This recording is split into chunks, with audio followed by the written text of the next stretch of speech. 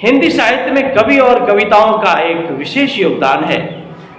एक कवि और उनकी कविताओं में यदि आप हास्य, व्यंग, सामाजिकता और राजनीति सभी कुछ एक साथ देखना चाहते हैं तो इसका मतलब है कि आप अशोक चक्रधर जी की कविता पढ़ रहे हैं।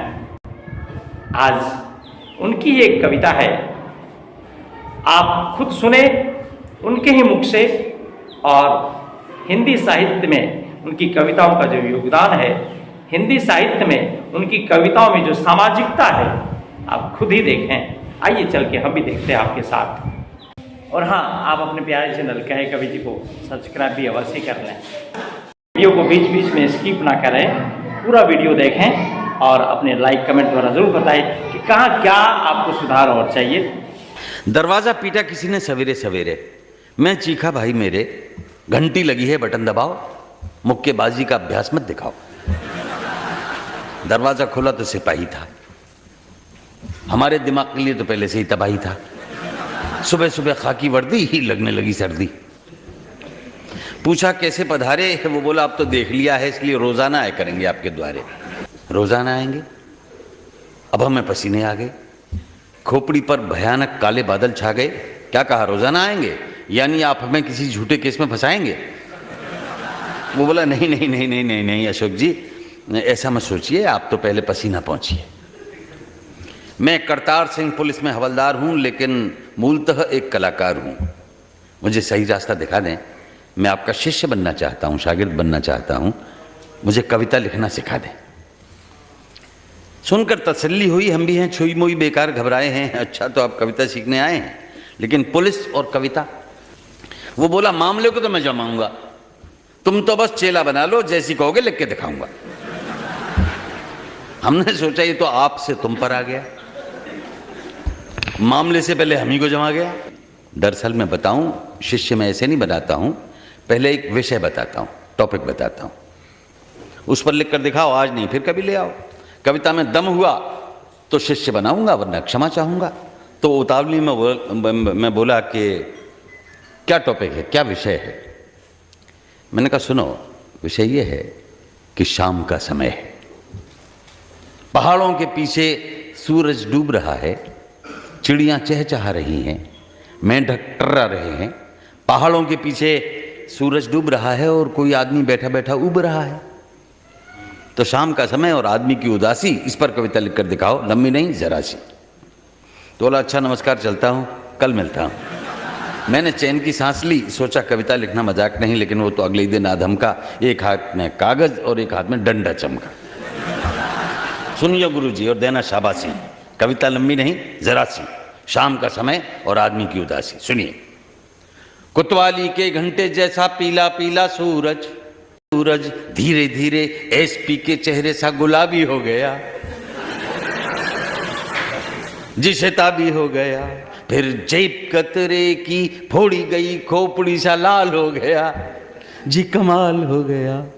हथकड़ियों की खनखनाहट ऐसी चिड़ियां चहचहाएं, बैर रख के खर्राटों खर्राटों जैसे मेंढक भी टर्राएं। तो सिपाही की वर्दी जैसे पर्वतों के पीछे सूरज, दिन दहाड़े सबके आगे तस्करों की तरह फरार हो गया, जी अंधकार हो गया। और ऐसे में एक सिपाही जेब कतरे की जेब खाली मिलने से उदास हो गया, जी निराश हो गया। ये शाम क्या हुई, सत्यानाश हो गया। मैंने कहा मान गए यार, तुम कभी भी उतने अच्छे हो जितने अच्छे हवलदार, तुम लिख सकते हो, इतना बता दूं। तो बोला अच्छा तो नारियल लाऊं, गंडा बांधूं? मैंने कहा नहीं नहीं नहीं नहीं नहीं नहीं नहीं, गंडा वंडा सब बेकार है, तुम्हें शिष्य बनाना हमें स्वीकार है। जो देखो सो लिखो, यही गुरु मंत्र है। वैसे तुम्हारी लेखनी स्वतंत्र है, जो चाहे लिखो लेकिन मस्त दिखो। तो इस तरह मैंने उसको टरकाया, लेकिन अगले दिन वो तो फिर आया। मैंने पूछा कहो करतार, वो बोला गुरुजी गजब हो गया, एक आदमी का कत्ल हो गया। मैंने पूछा किसका हुआ? वो बोला भगवान की दुआ। गजब हो गया मैंने इसलिए नहीं कहा कि कत्ल हो गया, वो तो होते रहते हैं, पर इस कत्ल के चक्कर में अपनी नई कविता बन गई। गुरुजी नई कविता सुनिए कि डंडे का जैसे ही काम खत्म हुआ था, मुजरिमों को पीट के निश्चिंत हुआ था, वैसे ही दरोगा ने बुला लिया मुझे, बोला कत्ल हो गया है, जाओ जल्दी से। तो दरवाजे पे औंधे मुंह एक लाश पड़ी थी। सस्पेंस देखिए गुरुजी। दरवाजे पे औंधे मुंह एक लाश पड़ी थी, लाश की कलाई में विदेशी घड़ी थी, गले में सोने की चेन, रस्सी के निशान, और निशान का काफिया क्या मिलाया ये देखिएगा। गले में सोने की चेन, रस्सी के निशान, और 4 बार चाकू किया पीठ में प्रदान प्रदान प्रदान प्रदान प्रदान। गले में सोने की चेन, रस्सी के निशान और 4 बार चाकू किया पीठ में प्रदान। तो हत्यारा भी कोई बुद्धिजीवी बड़ा था, एक भी निशान उसने नहीं छोड़ा था। फिर भी फोटो लिए फोटोग्राफर ने, कही मैं भी खड़ा था, फोटो मेरी भी आ गई। तो कल मैं फोटोग्राफर से एक कॉपी लाऊंगा, लाश काट के मैं फ्रेम में लगाऊंगा। हाँ, तो उसके बाद पंचनामा बनाया, फिंगरप्रिंट वाला ज़रा देर से आया।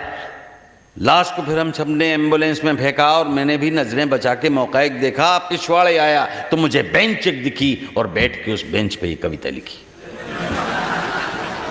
मैं मौन था। मैंने पूछा जिस आदमी का कत्ल हुआ वो कौन था? जिस आदमी का कत्ल हुआ वो कौन था? वो बोला कोई ना कोई तो होगा, ये सब तो पता करेगा दरोगा। कोई ना कोई तो होगा, ये सब तो पता करेगा दरोगा। मैंने कहा दरोगा की तुम बाहर निकल जाओ, तुम, ये कविता है, ये कविता की चिता है। वो बोला गुरुजी वही तो लिखा है जो दिखता है। मुझे गुस्सा है, जो दिखता है बस ये दिखता है तुझे, अपना घर, अपना पड़ोस, अपना समाज नहीं दिखता, तू इन सब पे क्यों नहीं लिखता? वो लौट गया। मैंने पूछा क्या हुआ करतार? बोला घर पे लिखी है इस बार। शीर्षक है हर बार। हर बार दमियल माँ की अंग्रेजी दवाई और आटा दाल गुड़ की महंगाई बराबर की तनख्वाह खा जाती है। हर बार मुनिया की स्लेट रोती रह जाती है, हर बार चंपा की धोती रह जाती है। हर बार मकान मालिक सिपाही से नहीं डरता है, हर बार राशन वाला इंतज़ार नहीं करता है, हर बार वर्दी धुलवाना ज़रूरी है, हर बार पॉलिश लगवाना मजबूरी है, लेकिन मुरझाए चेहरों पर चमक नहीं आती है। आफतों की कांटा बेल घर भर पर और छा जाती है। मुनिया स्लेट को रोती रह जाती है हर बार चंपा की धोती रह जाती है हर बार।